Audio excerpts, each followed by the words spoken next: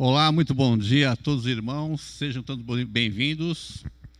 Muito bom dia também para aqueles que nos acompanharão nas redes sociais logo após a gravação. Sejam todos bem-vindos, tenham todos um bom dia. Eu desde já agradeço a presença de todos, a disposição e a boa vontade dos irmãos de estar aqui conosco, né? Também para aprender mais um dia nessa manhã, a lição, a doutrina do Senhor Jesus Cristo. Nesse momento, eu também vou pedir a colaboração do irmão Zaqueu, que nos acompanha aqui também, se caso alguém quiser nos compartilhar também alguma informação depois, né? Obrigado, irmão. Nesse momento eu gostaria de chamar uma pessoa para estar orando aqui comigo, para dar a introdução à lição. Irmão Wagner, poderia me compartilhar a oração aqui, por gentileza? Ore para a nossa escola, para nós. Senhor, obrigado por esse dia. Agradecemos, ó Deus, porque o Senhor tem feito grandes coisas na nossa vida, ó Pai. Agradecemos pela semana que passou, ó Pai. Uma semana abençoada, uma semana onde o Senhor usou as nossas vidas, Senhor, para abençoar a vida de outras pessoas. Ó Deus, que nesta manhã o Senhor possa trabalhar nos nossos corações, nas nossas mentes, que possamos aprender, crescer, amadurecer, ó Deus, para que possamos levar a Tua palavra, Senhor, a outras pessoas. Usa a vida do Ricardo, Senhor, que ele possa ser bênção e canal de bênçãos para todos nós, Senhor. Fica conosco, ó Deus, abre nossas mentes, em nome de Jesus, amém. Obrigado, irmão. Então, dando continuidade às nossas aulas, o nosso tema principal de estudo, que é o Espírito Santo e você. O tema da aula de hoje vai ser a aula número 8, o batismo com o Espírito Santo. Vamos iniciar lendo 1 Coríntios 12, versículo 3. 1 Coríntios, capítulo 12, versículo 13. Pois todos nós fomos batizados em um Espírito, formando um corpo, quer judeus, quer gregos, quer servos, quer livres, e todos temos bebido de um Espírito. Na lição de hoje, ela nos fará entender que o batismo com o Espírito Santo, ele é real, é único na vida do crente. Acontece uma vez só. É um ato, nos fará também refletir sobre o batismo com o Espírito Santo como um ato exclusivo de Deus. Ou seja, não é um ato nosso, não é um ato também tampouco de qualquer denominação ou igreja, tá? É só de Deus. Então, o batismo com o Espírito Santo é único e provém somente de Deus. Nos levará também a cultivar uma vida cristã que comprove a presença do Espírito Santo em nós. Ou seja, quem tem o Espírito Santo de Deus demonstra, através dos seus frutos, da sua vida, do seu testemunho, da sua vida normal, aí fora, né, na vida secular e também dentro da igreja. O tema, né, o assunto batismo com o Espírito Santo, ele gera polêmica, bem como uma grande distinção por parte de certas doutrinas, quando visto como uma experiência cristã e não como uma doutrina bíblica. A constatação de tal realidade é fácil quando se vê o número enorme de grupos e de perspectivas teológicas sobre o batismo com, pelo ou no Espírito Santo. Então precisamos estar dispostos a estudar este assunto sem colocar as tradições denominacionais como barreira à clareza bíblica. A editora evangélica, que é a responsável por essa revista que estamos estudando, tem a seguinte posição respeitando os que pensam de outra maneira. Nós seguimos uma revistinha nesse semestre aqui, que é dessa editora, né, cristã evangélica. Seus autores, alguns teólogos, né, bacharéis aí, tem também essa mesma visão, e uma boa parte, assim, em termos, uma parte das igrejas tradicionais, clássicas, no caso também que nós nos encontramos, tem essa mesma definição, essa mesma posição de credo a respeito do batismo com o Espírito Santo. Por isso aqui diz assim, quando se fala em termos de batismo, há várias distinções em relação doutrinais, perspectivas diferenciadas, mas nós vamos estar dentro da nossa revista, dentro do que nós cremos e biblicamente estudando ela, tá? E o que acontece? Quem estiver com caneta, quiser anotar, ou mesmo depois vai estar gravado, quiser, é só a nível assim, você guardar o que nós cremos, tá?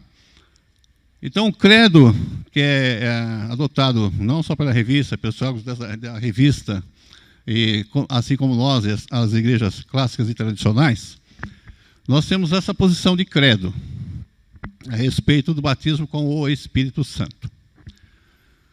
Cremos no batismo com o Espírito Santo efetuado no momento da conversão a Jesus Cristo, pelo qual o crente é introduzido no corpo de Cristo, a igreja. Vou repetir. Cremos no batismo com o Espírito Santo efetuado no momento da conversão a Jesus Cristo, pelo qual o crente é introduzido no corpo de Cristo, a igreja. Isso aqui nós vamos nos basear, e é colocado também a referência, vamos ver lá, João, Evangelho de João, capítulo 1, 33 e 34. E eu não conhecia, mas o que me mandou a batizar com água, esse me disse, sobre aquele que vires descer o Espírito Santo, e sobre ele repousar, esse é o que batiza com o Espírito Santo. E eu vi, e tenho testificado, que este é o Filho de Deus. A outra referência é João, capítulo 14. Eu vou citar alguns aqui, para a gente não ficar assim, ele falou, mas onde está isso aí? João 14, de 16 a 17. E eu rogarei ao Pai, e Ele vos dará outro Consolador, para que fique convosco para sempre. O Espírito de verdade, que o mundo não pode receber, porque não vê nem o conhece. Mas vós o conheceis, porque habita convosco e está em vós. Vamos ver só mais um também, Efésios 1, versículo 13. Em quem também vós estáis, depois que ouvistes a palavra da verdade, o evangelho da vossa salvação, e tendo nele também crido, fostes selados com o Espírito Santo da promessa. Aqui eu atento para algumas palavras-chave aqui, desse versículo 13. Depois que ouvistes, crido, fostes selados com o Espírito Santo. Vamos discorrer um pouquinho agora o texto, né? Vamos discorrer um pouquinho sobre o assunto. Então a Bíblia ensina que o batismo do Espírito Santo é a obra pela qual o Espírito coloca o crente numa inseparável união com Cristo, fazendo-o membro do seu corpo espiritual, que é a igreja.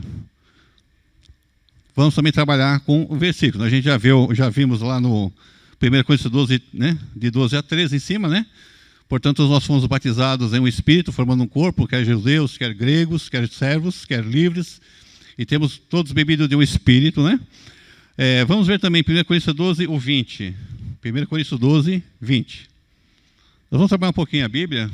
Quem não conhece um pouco das minhas aulas, eu gosto de trabalhar com Bíblia. Então, se você, durante a semana, tem lido, amém. Se não tem lido também, a gente acompanha aqui, já faz uma leitura boa aqui.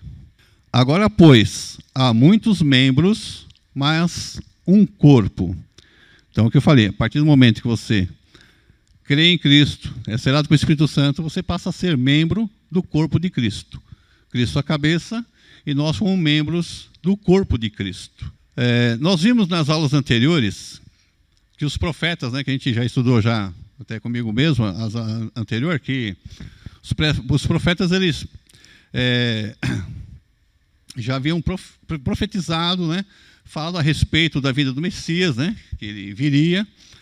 Aí como vimos aí com Isaías, Ezequiel e também Joel, que vai falar a respeito também do derramar do Espírito sobre toda a carne, né?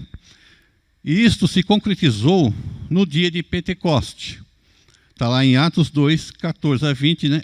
Em Atos de 2, de 1 a 14, e depois confirmado por Pedro, de 2, de 14 a 20. Vamos só dar uma olhadinha, que a gente já chegou a ver também esses versículos, né? O que acontece? Em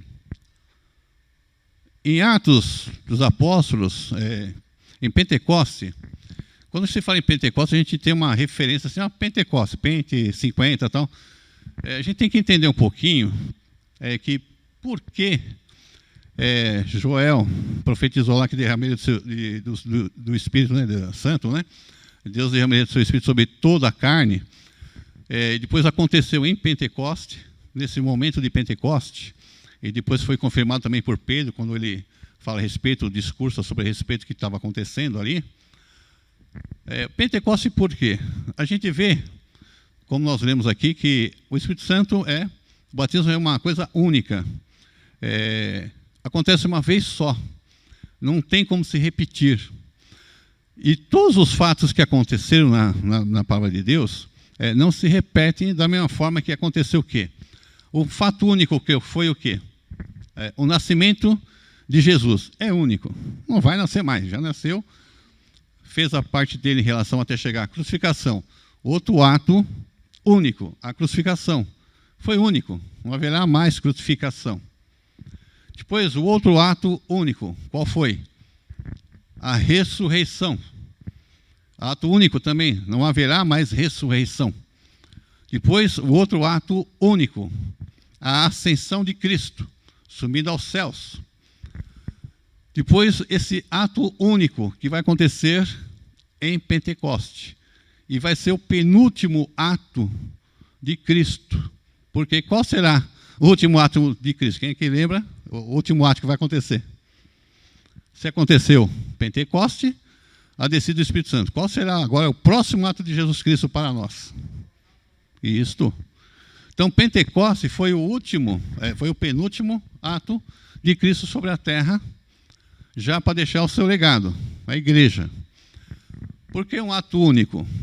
O fato de ser em Pentecoste ainda. Pentecoste. A palavra Pentecoste vem de quê? 50 dias. O que acontece? Do momento da Páscoa, em que há a ressurreição de Cristo, até Pentecostes vão contar 50 dias. Só que, a partir da ressurreição de Cristo, o que acontece? Quem lembra que a gente teve essa aula? Ele ressuscita, aí tem um momento de encontrar com alguns discípulos, aqueles dois Emaús, mais Maria Madalena, tudo mais, que a gente já chegou a ver. Ele permanece por um espaço de quanto tempo? Ainda com os discípulos? Quem lembra? Quanto tempo ele fica com os discípulos depois da ressurreição? 40 dias. Isto. Então, ele permanece 40 dias ainda com os discípulos após a ressurreição, ensinando ainda, falando a respeito dele. Depois acontece, no 40º dia, mais ou menos, ele não sei se de manhã ou à tarde, não posso dar referência, mas naquele momento ele faz o quê? A assunção. Ele sobe aos céus e delega aos discípulos, né, a orientação de ficar o quê? Fiquem em Jerusalém, onde derramarei do meu Espírito sobre todos vocês. Do tempo dos 40 dias até Pentecoste, são 10 dias ainda que decorrerão. Nesses 10 dias, quando se findar o 50º dia, será o dia de Pentecoste. Esses 10 dias eu imagino a ansiedade dos discípulos, que quando Jesus apareceu, não foi só para os discípulos em si, mas ele apareceu, segundo depois o relato mais para frente com Paulo, há mais ou menos 500 discípulos, 500 que o testemunharam a olho nu, vivo, que o viram, ressurreto. 500. Só que, sei lá, se tinha esses 500 naquele tempo dos 10 dias, no entanto, quando aconteceu o Pentecoste, só foi com 120. O que aconteceu com os outros 380, não faço ideia, não me pergunte. Mas imagine só a ansiedade, em 10 dias até descer o Espírito Santo em Pentecoste. E essa, o que é? Essa era uma festa muito importante para os judeus, que era comemorado o quê? A festa das semanas. Está lá em Deuteronômio 16:10. Não precisa abrir não, tá? Só vou dar de referência para a gente ter uma ideia do que é o Pentecoste. Porque quando a gente fala em Pentecoste, foi o Espírito Santo que desceu. Ok, é uma referência. Mas por que dessa referência? Porque é onde que se comemorava os judeus, da Páscoa até ao Pentecostes, 50 dias, havia as festas. Então é chamado Festa das Semanas. Deuteronômio 16:10. Eles festejavam 7 semanas, são 7 semanas, 7 vezes 7 dias, 49 dias. Quando chegavam no 50º dia, aí faziam as grandes festas maiores, né? Então era a festa da colheita, era a festa das primícias, que eram as primeiras coisas, né? Então ofertavam as dádivas de sementes e animais lá, né? As festas que eles tinham, de agradecimento a Deus, porque na Páscoa eles festejavam com pão asmos, sem fermento e folhas amargas, que era para lembrar o tempo que eles passaram no Egito. Quando dá o Pentecostes, eles festejavam o quê? Já a prosperidade, a libertação, o momento realmente de alegria deles. Então eles ofertavam as primícias, as sementes, né? O que deu de fruto para eles. E eles ofertavam também novilhos. No tempo eles ofertavam, na Páscoa, enquanto eles ofertavam, eles faziam a festa com pão sem fermento. Nessa festa aqui do Pentecostes, eles usavam pão fermentado, o quê? Crescido, abundante, que dava a entender que havia prosperidade, estava tudo muito bom agora, eles estavam muito felizes. Então, a festa da colheita, uma colheita maravilhosa, pão, porque eles estavam comendo agora, abençoados, né, por Deus, né? E também se comemorava, né, o momento que foi dado, relido novamente, quando foi refeito o templo no tempo de Esdras e Neemias. Eles leram novamente a Torá, né, leram novamente os mandamentos. Então se comemorava também uma festa em homenagem à leitura da palavra, né, aos mandamentos também, tá? Então é um negócio legal, né? 50 dias que vindo de festa. Agora você imagine só também, nessa festa, na realidade, imagine só para nós, brasileiros.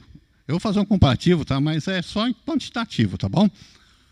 Imagine só a festa do carnaval, quando tinha, né, assim, forte. O que acontece? Vem gente de todos os países aí fora para vir aqui, né? Ver as coisas aqui, as bagunças aqui, não é? Não vem ver aqui, comemorar essa festa aí. Então vem de todo jeito, fica um amontinado de gente aí na torta direita. Naquele tempo, Pentecoste, a festa Pentecoste também, se vinha vários judeus de longe a participar da festa, não só judeus, também vinha prosélitos que eram convertidos ao judaísmo, vinham também. Fora esse pessoal também, imagine Jerusalém, sei lá, você tinha 100 mil habitantes naquele tempo, o negócio ia para 500 mil, o negócio era grande, é uma festa enorme, é grande.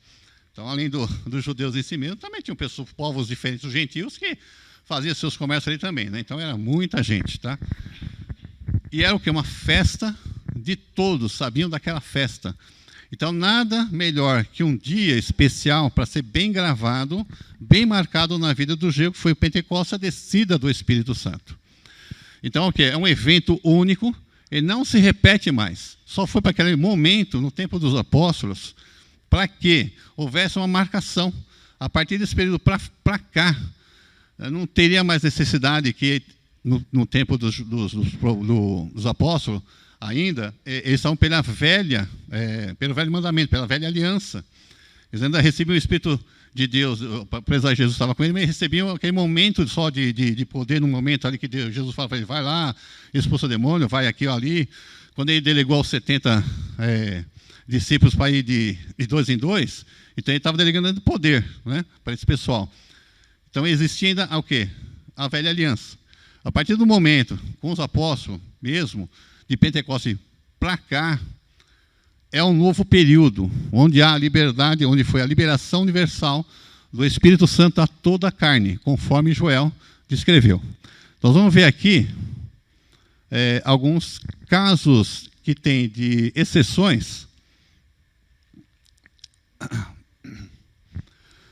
Alguns casos que acontecem durante o período de Atos. Então, vem vindo ali, Pedro vai falar a respeito do que aconteceu com todos aqueles 120 que estavam ali, ninguém estava bêbado nem nada, foi apenas a profecia cumprida de Joel, tal, descida do Espírito Santo, tal. A partir dali, mais de 5.000 pessoas se convertem, e vem vindo o quê? O início da igreja. A partir dali, é dado o pontapé inicial para a igreja em si, tá, onde são já agregados novos membros, novos convertidos. Nós vamos acompanhar, então, o seguinte, tem aí os fatos acontecendo em Atos, né, o início da igreja em si, vem vindo. Isso, então, o que foi?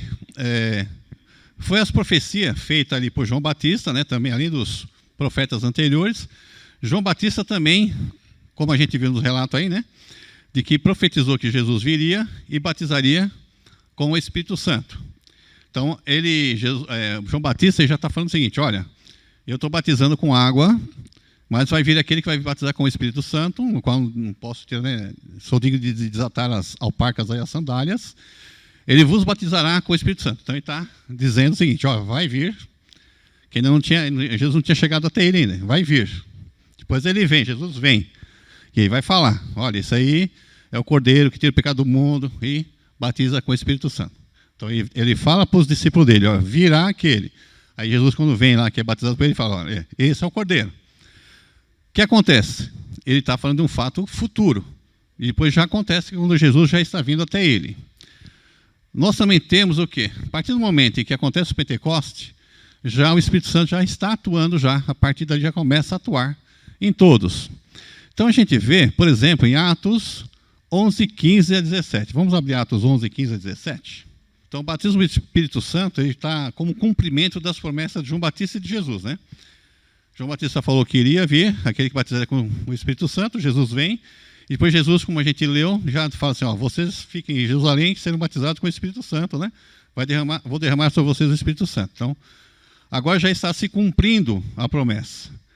Aqui Pedro, depois a gente vai falar a respeito da história, aqui Pedro está ali na casa de Cornélio, né? Há o fato ali do Cornélio ser um centurião da guarda, e na realidade ele quase que é um prosélito, ele aceita as crenças judaicas, né? Crê em Deus.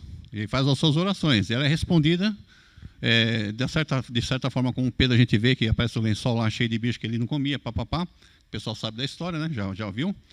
Aí o que acontece? Acontece que ele vai lá na casa de Cornélio, a família toda dele aceita Cristo e são convertidos. E de certa forma o que acontece? Ó, 15 diz aí, e quando comecei a falar, caiu sobre eles o Espírito Santo, como também sobre nós ao princípio, lá em Pentecoste. E lembrei-me do dito do Senhor, quando disse, João certamente batizou com água, mas vós sereis batizados com o Espírito Santo.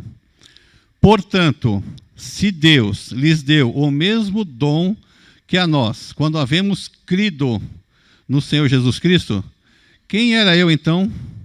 Eu para que pudesse resistir a Deus. Então aqui, Pedro está se justificando aqui com um pessoal lá que Pedro é gentil, Pedro é judeu. Cornélio e a família são gentios. Na realidade, judeu não entra na casa de gentil, não faz nenhum contato quase com gentil. Só que ele foi lá, viu o que está acontecendo, explicou a situação para eles e pregou Cristo. E eles o quê? Creram. Quando creram, simultâneo, automaticamente eles foram batizados com o Espírito Santo. E Pedro vai falar assim, escuta, gente, a gente é judeu, porque, vejam bem, lá nos 120 que estavam no cenáculo, uma boa parte de todos eram judeus. Então, se fosse assim, falou, opa, beleza, a graça chegou só para nós judeus. Não. Como Jesus falou assim, e profetizou também Joel, derramarei sobre toda a carne, não há exceção. Então, a partir dali já começa a abrir para todos, universal. Tá? O batismo com o Espírito Santo e a graça de Deus sobre todos, né? E ali ele está explicando com um pessoal lá que era deles, lá também dos outros apóstolos, falou, vai lá, o que está acontecendo com o gentil? O que houve lá? Ele volta e se explica, não. O que aconteceu lá foi isso aqui, assim, assim, assim, e eu ofereci, né, falei de Cristo, eles aceitaram e foram batizados. Quem sou eu para discutir com Deus se ele é gentil? Quem sou eu? Você veio para mim, por que não pode ir para eles? Ok? Então é um fato que já está acontecendo. A igreja já começa a ter membros, já começa a crescer, já começa a abranger gentios. Cornélio e sua família. Então aqui a gente percebe que o batismo do Espírito Santo é uma experiência agora mais ampla de todos os crentes.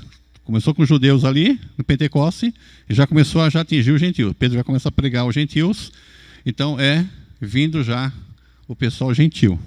Como diz lá em Joel, né, de 2, 28 a 32, sobre toda a carne, né? Derramarei meu Espírito sobre toda a carne. Como a gente já leu em Efésios 1,13, ele vai estar confirmando. Todo aquele que ouviu, creu em Cristo, e foi selado já automaticamente com o Espírito Santo. Ok? Não é depois. É no momento em que crê, que aceita Cristo, já é batizado simultaneamente. Automático, né? Uma coisa tipo automática, tá? Nós vemos no livro de Atos 3 exceções. O que são essas 3 exceções aí? Até seria uma quarta com Cornélio. São situações que a gente vê que é um pouco diferenciada do estilo assim, de pregação em si, né, que se prega, a pessoa crê, automaticamente recebe o Espírito Santo, já está fazendo parte do corpo de Cristo.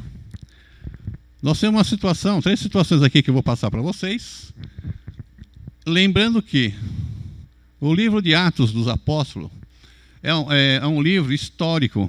Ele conta das histórias da ocorrência do crescimento da igreja, tanto em quantitativo, né, crescimento numérico, né, e abrangente regional, né, onde que está atingindo várias regiões, crescendo demograficamente também, geograficamente, demograficamente, e aumentando em números de membros, né. Aqui é um fato, em Atos 8, versículo 5. Volta aí um pouquinho para trás aí. Vai ter aí, a gente não vai ler por questão de tempo, mas os irmãos já conhecem um pouco da história, né? E descendo Filipe, a cidade de Samaria, presta atenção no nome. Qual cidade? Samaria. Filipe, aqui no caso, contar rapidamente a história. Filipe, ele desce a Samaria, ele é um evangelista, ele vai a Samaria e começa a pregar a Cristo. Aí tem um pessoal lá que escuta, há alguns sinais que ele faz, de cura e tudo mais. Tem um pessoal que começa a ouvir a Filipe. Nesse meio existe um cara chamado Simão, né? Simão, ele é um mágico, ele é um enganador ali, que ludibria as pessoas ali, e também participa do momento em que Filipe fala, ele vê tudo aquilo acontecendo. Ele também, com os demais ali, aceitam a conversa, a pregação ali de Filipe, se batizam até, mas o que acontece? A gente vai ver um relato que não há a descida do Espírito Santo ali. É um fato interessante. Não há. Não houve. Por quê?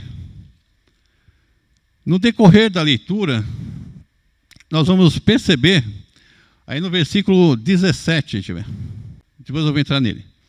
Nós vamos perceber o seguinte, vem vindo ali a pregação, Filipe pregando, o pessoal, aquele pessoal todo ali, inclusive Simão, aceitando, se batizando, pensando até que fazem parte ali, já começando uma igreja, mas não está acontecendo isso.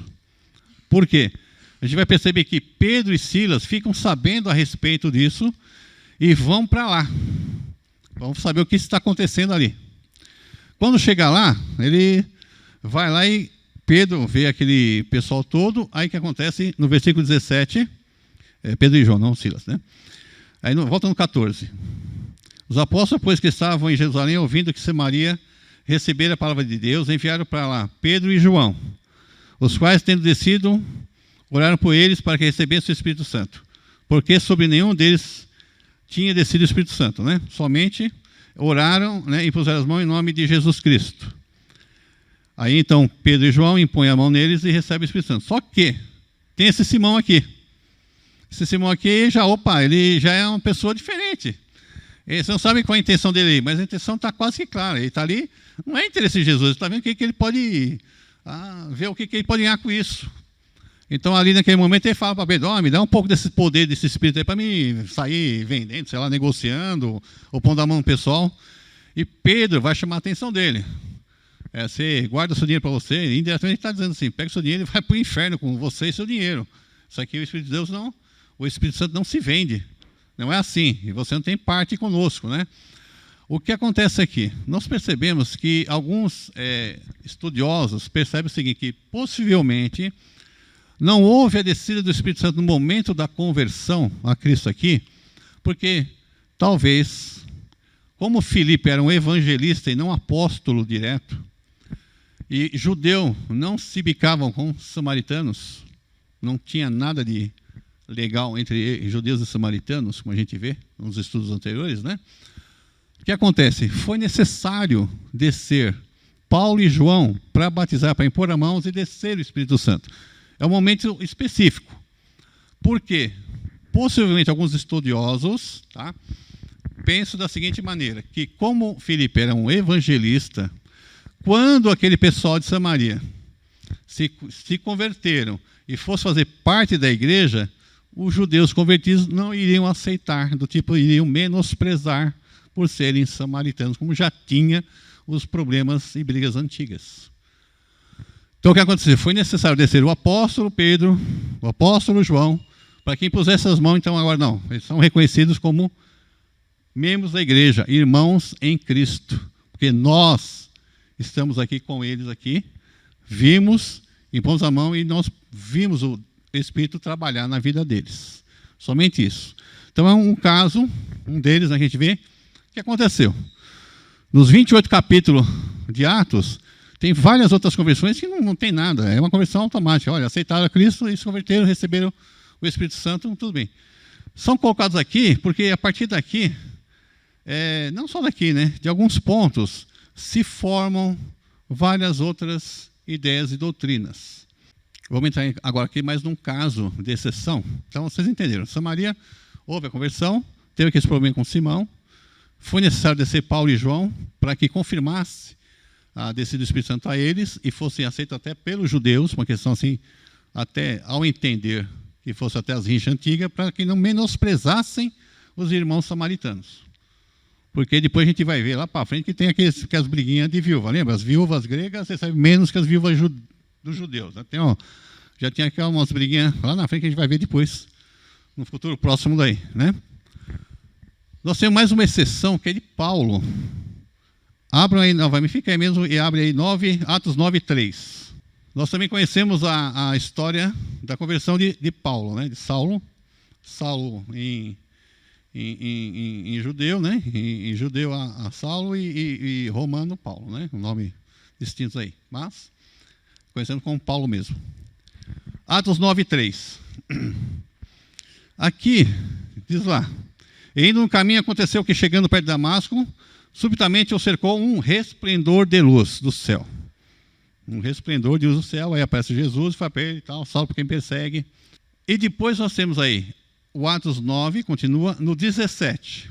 Aí Jesus fala para ele lá, para ele procurar lá Ananias na rua direita, tudo mais, aí vai lá e é orientado a procurar Ananias. Aí ele procurou e ficou aguardando aí Ananias. Aí Ananias diz assim, e Ananias foi e entrou na casa e impondo-lhe as mãos, disse: irmão Saulo, o Senhor Jesus, que te apareceu no caminho por onde vinhas, me enviou para que tornes a ver e sejas cheios do Espírito Santo. E logo lhe caíram dos olhos como que umas escamas, e recuperou a visão, a vista, e levantando-se foi batizado.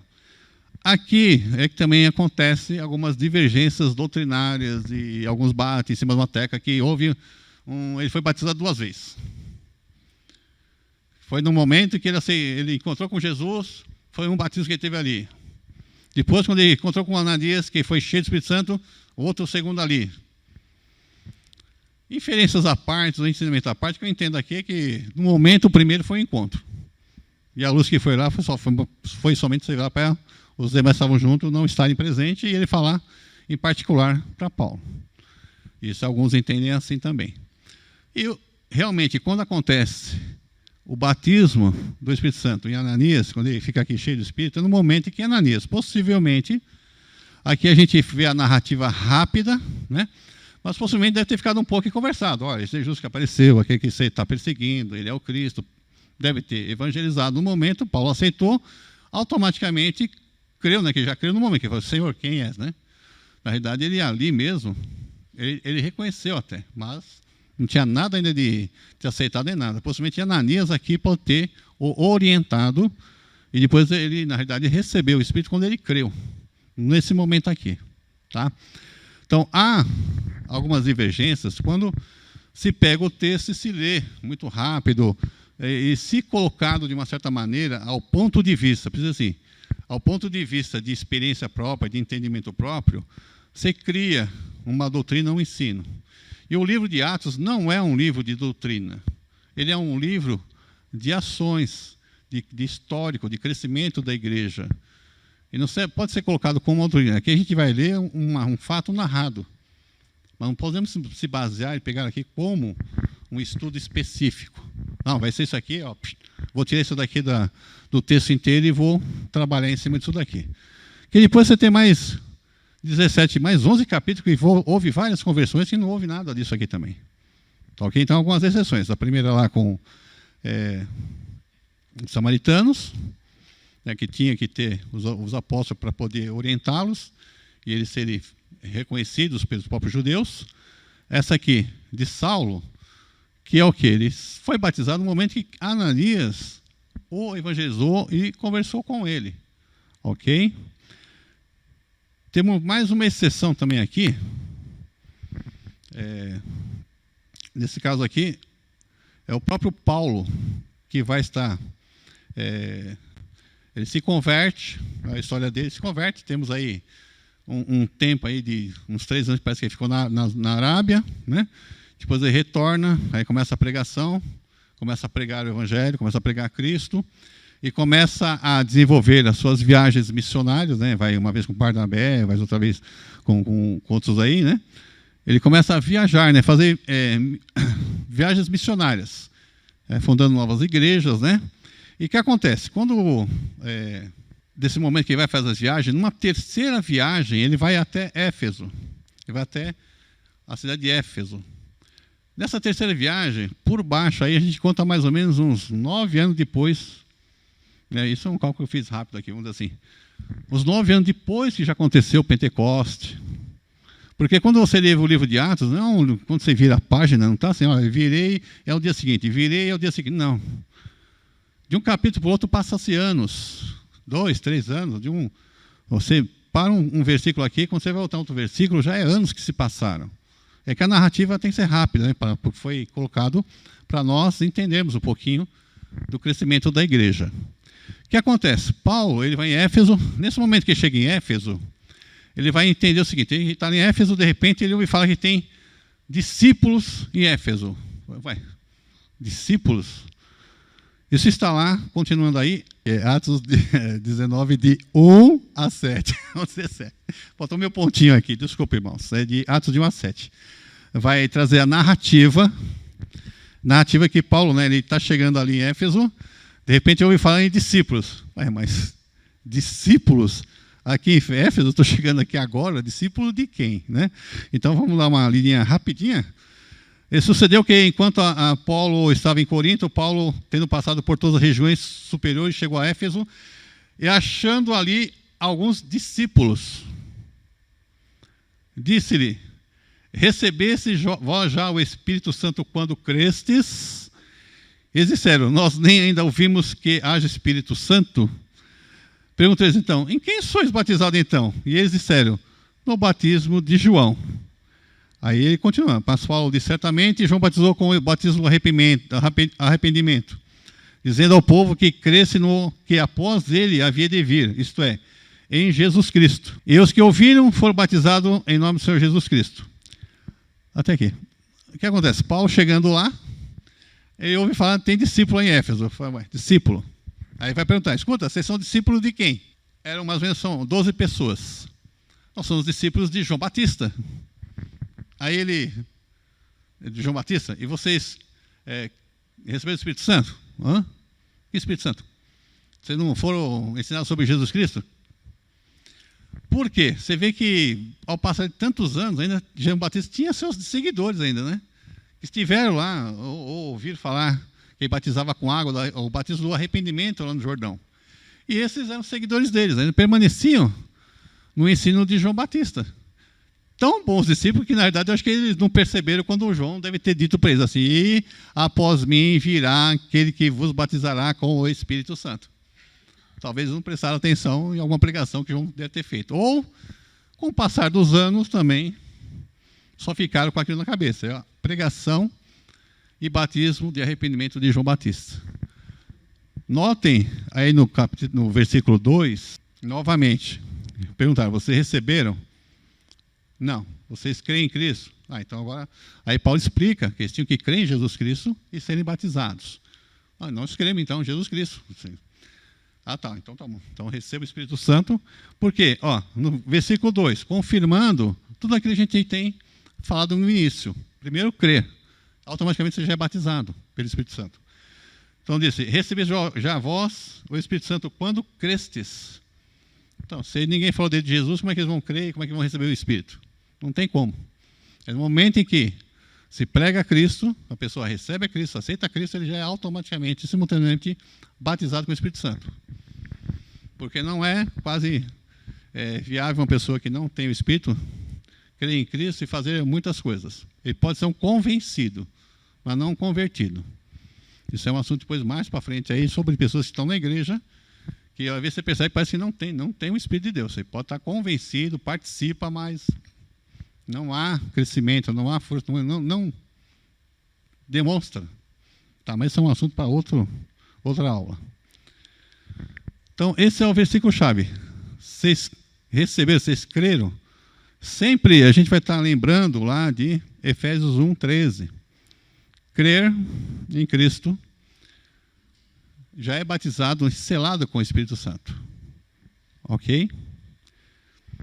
Então, a igreja histórica, né, teve início no dia de Pentecostes, como nós conversamos, né? E o que cabia fazer com esses discípulos, que são chamados até de alguns discípulos, desses 12 aí, de retardatários. Porque você vê o tempo, né, que está, mas não é retardatário. Eles conheciam. Aceitaram Cristo, foram batizados. Só que eles ainda estavam, né, na velha aliança, eles sabiam da velha aliança ainda.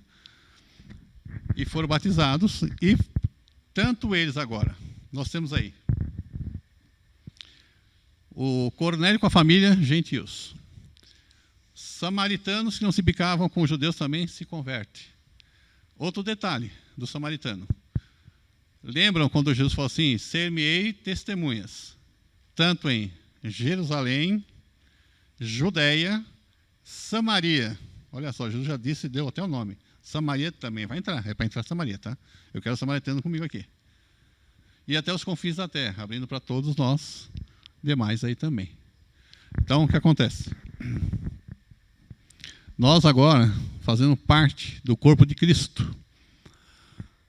Então, como se abriu universal agora, derramou-se a todos. Então, a igreja histórica teve início no dia de Pentecostes, né? Então, o que cabia fazer? Seria integrado, né, o pessoal, a igreja de Cristo ali, sendo membros da igreja de Cristo, né?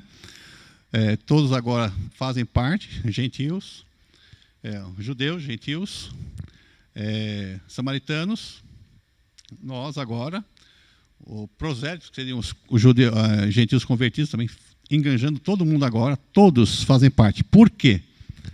Porque senão não vamos estar juntos lá em Apocalipse 7:9. Abra Apocalipse 7:9. Então, a igreja histórica, né, teve início em Pentecostes, vem vindo crescimento geográfico, demográfico, quantitativo, qualitativo até porque tem pessoas boas trabalhando aí, empenhadas, de todas as nações agora. Por quê? Porque nós vamos estar aqui, ó. Apocalipse 7:9. Depois destas coisas, olhei, eis aqui uma multidão, a qual ninguém podia contar, de todas as nações, e tribos, e povos, e línguas, que estavam diante do trono, e perante o Cordeiro, trajando vestidos brancos e com palmas nas mãos. Para que se concretize toda essa profecia, foi também o início ali em Pentecoste, que foi aberto, não mais agora para judeu, mas para nós. Agora o quê? Enxertados na videira. Lembram dessa parábola? Também tem a respeito, né? Nós somos enxertados, nós somos o ramos a vara enxertado na videira verdadeira, de Cristo. Toda vara que não der frutos, Deus vai, corta e tira. Então somos enxertados. Primeiro era para o judeu, não aceitar a Cristo, abriu-se para todos, graças a Deus. Que Deus derramou o seu Espírito em Pentecoste, que abriu para nós também sermos salvos. E somos salvos em Cristo. Ok? Agora, a continuidade da igreja. Abram em Atos 29.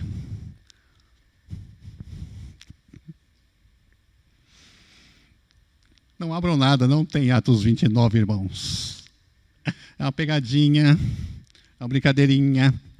O que é Atos 29? Se Atos vai até de 1 a 28, é o crescimento da igreja, é a difusão da igreja, é o trabalho da igreja. Nós é que escrevemos esse capítulo 29. Nós estamos escrevendo, já vem sendo escrito desde lá para cá. E compete a nós também escrevermos a continuidade dos Atos dos Apóstolos. É a pregação de Cristo. É a continuidade da igreja. Por isso nós estamos aqui, aprendendo a palavra, a doutrina de Cristo. Nós já temos o Espírito de Deus. Nós temos o Espírito Santo a partir do momento que nós recebemos a Cristo em nossos corações. Nós já estudamos anteriormente. Ele habita em nossos corações. Né? Amém? Alguma pergunta, alguma dúvida, irmãos? Tem alguma dúvida? Então, se você olhar dentro da palavra, acompanhar, não há uma dificuldade. A questão é a interpretação. Cada um pega uma parte. Se eu quisesse induzir os irmãos ao que eu quero de doutrina de ensino, eu os conduziria aqui na palavra. É fácil. Ao orador que está aqui à frente, é muito fácil manipular a mente de quem está ouvindo. Por isso, tudo que alguém falar aqui em cima, seja eu também. Procure na palavra. Faça como os bereanos. Sempre procure e veja. Opa, deixa eu ver. É essa aqui mesmo? Eu estou dando versículo, estou dando textos. Vocês estão marcando, prestando atenção. Dentro também do nosso credo religioso. Nosso pensar, nossa posição teológica, ok? Isso aqui é uma aula de sistemática, é uma aula que se dá lá em faculdade. Não digo que não quero me agradecer em nada disso aqui, não. Eu quero ser nada. Mas tenha o capricho de procurar leituras, né? Ler, verificar o que está acontecendo, o que falaram, tá ok? Quando se fala também em batismo, que a gente viu lá em Coríntios 12, 13, nós vamos falar o quê? Sobre a unidade da igreja. Por que unidade?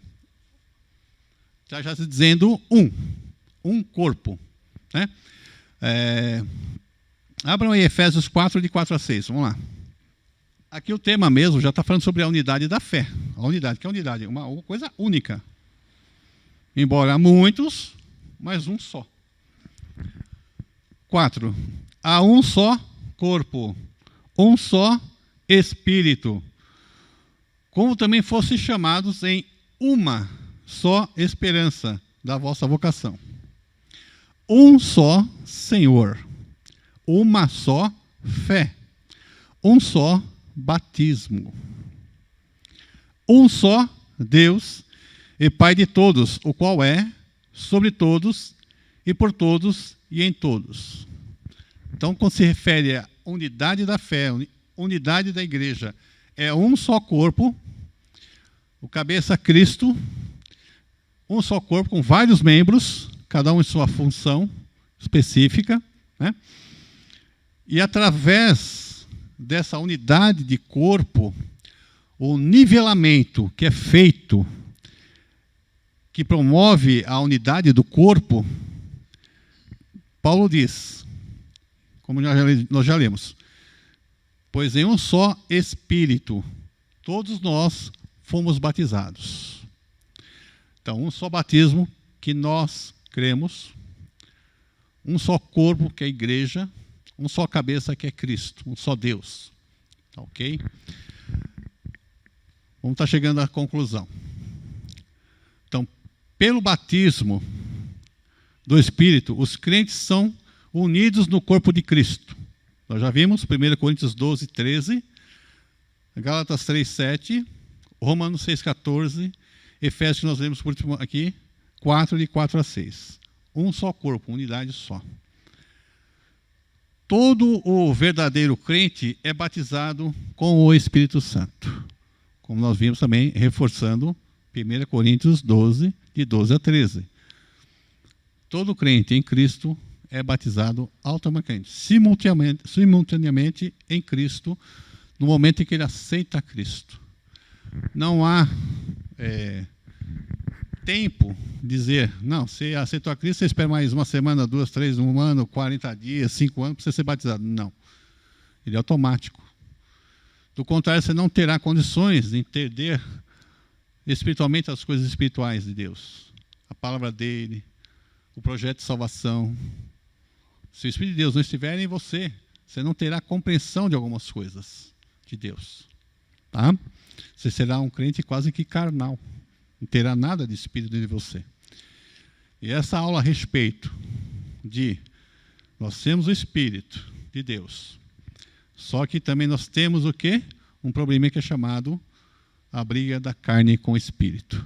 Se você puder estar no domingo que vem, estar aqui, não falte, que vai ser um outro tema a ser abordado, tá ok? Então, o nivelamento de todos nós é o batismo do Espírito Santo, no momento em que nós aceitamos a Cristo. Então, o batismo do Espírito Santo como um ato único, que eu acabei de falar, não acontece 2, 3 vezes, não. O que ocorre é o quê? Você tem o Espírito, o que você pode, que Paulo diz lá, quando Paulo fala assim, ele vai dizer assim, olha, não vos embriagueis com vinho, mas enchei-vos com o Espírito Santo. Esse encher com o Espírito Santo, a gente vai ter que encher de novo, vou ser batizado de novo. Alguns acham que é uma... não, você mandou encher, tem que ser novamente batizado. Não. O termo encher-vos do Espírito Santo é o quê? É o que está lá em 5:20, 19 a 20, ó. E não vos embriagueis, 18 aí, ó. Efésios 5:18, ó. 18 a 21. E não vos embriagueis com vinho, em quem há contenda, mas enchei-vos do Espírito, falando entre vós salmos, hinos, cantos espirituais, cantando e salmodiando ao Senhor no vosso coração, dando sempre graças a Deus, né, por tudo, a nosso Deus e Pai, em nome de nosso Senhor Jesus Cristo, sujeitando-vos uns aos outros no temor do Senhor. Então, o que é encher? Olha, você tem o Espírito Santo? Tem. Às vezes, a gente está meio para baixo, meio down, né? Meio desanimado, algumas coisas que acontecem, a gente fica meio... parece que está com... O pessoal usa o termo, né? O espírito está meio apagado, aí a luz está meio apagada, a vela não está acesa, tem que acender a vela, ligar a luz aí. Porque às vezes acontece, pode acontecer. Mas o que enche vida? Aí você vai, busca a palavra, vai numa oração, entra aí no Meet, né? Entra no Meet, faz oração, conversa com um irmão um pouco mais amadurecido, vai te aconselhar, te orientar. E isso é estar se enchendo do Espírito, é você buscar coisas espirituais, para você crescer espiritualmente também. Ok? Então, o batismo do Espírito Santo nos coloca em Cristo, conforme Gálatas 3:28. Vamos olhar em Gálatas 3:28, para a gente encerrar aqui. Gálatas 3:28 vai estar dando o quê? Colocou assim, em Cristo, vai estar dando uma amplitude de quem está em Cristo. Aqui no caso, as referências, nós vemos que é no tempo que ele está comentando, no tempo dele, né? Vai falar sobre grego, né? Então vai lá. Nisso não há judeu, naquele tempo, né? Judeu, nem grego, não há servo nem livre, que ainda tinha o pessoal do escravo ainda, de outros povos, né? Não há macho nem fêmea, porque todos vós, sois um em Cristo Jesus. Ou seja, nós somos enxertados na videira. Nós somos agora membros, corpo da igreja, membros do corpo de Cristo. Aqui quando se fala judeu, grego, por quê? As referências que eles dão de grego ou gentil, o pessoal lá que não era judeu. E nós também não somos judeus, somos o quê? Gentios? Outras nações? Sim. E graças a Deus que nos atingiu também. Então, Pentecoste foi um ato único, não irá se repetir mais. Ele abriu as portas para todos, não mais só para judeu, mas para todos nós. E de lá para cá, nós apenas o quê? Participamos dos atos daquele tempo, das consequências. Quais são as consequências? Não, consequências boas que aconteceu após Pentecoste. A descida do Espírito Santo para todos nós. Nós fomos o que agora? Incluídos no corpo de Cristo, como igreja. Amém, irmãos? Alguma dúvida ficou pendente? Se houver alguma dúvida assim que você não quer falar, está meio receoso, pode me procurar. Se tiver alguma dúvida, pode me procurar que a gente conversa. Tá? Como às vezes acontece, às vezes procurar, tá uma pegando dúvida, a gente esclarece também. Se eu também não for convincente, não há problema também. Temos aí outros professores, tá? Se quiser tirar dúvida também. Amém, irmãos? Vamos orar então. Senhor Deus, te damos graça, ó Pai, porque o Pentecoste não é marcado porque ali aconteceu aqueles fatos místicos, aquelas coisas assim. Não. Nós vamos ser bem pé no chão. Aconteceu o quê? O Senhor derramou do teu Espírito sobre toda a carne. E nós pertencemos a esse novo grupo. Nós fazemos parte da igreja do Senhor. Que o teu Espírito Santo que habita em nossos corações nos encha da tua graça, da tua coragem a cada instante, de pregar, de testemunhar. Que nós vimos ali, no passado, um Pedro medroso, traidor, mas pós o Pentecoste, rapaz, ele recebeu o teu Espírito novo, ou seja, recebeu de uma nova maneira, que ele foi impetuoso, corajoso, ele foi o primeiro a dizer sobre Joel, e a pregação atingiu mais de 5.000 pessoas ali, empoderou, ou seja, deu coragem. Senhor, conceda essa coragem a nós também, de pregar o teu Evangelho, sermos testemunhas vivas, darmos os bons frutos. Nós oramos agradecido por essa classe, pelos irmãos também que nos acompanharão pelas internet, te louvamos. Recebe toda a glória para si. Recebe a nossa gratidão, porque hoje à noite também nós estaremos presentes, ó Pai querido, participando, ó Pai, da tua ceia, Senhor.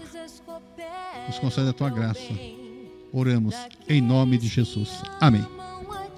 Obrigado, irmãos. Espírito Santo, vem orar por mim. Estou clamando